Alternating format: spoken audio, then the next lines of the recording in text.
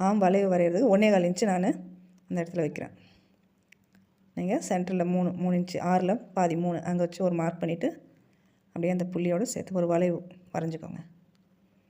அது 34 36க்கெலாம் ஒரு 1.25 இன்ச்சு அந்த இடத்துல மார்க் பண்ணாலே போதும். ஆமாம், அவங்க சுற்றளவு 15 தான் வருது.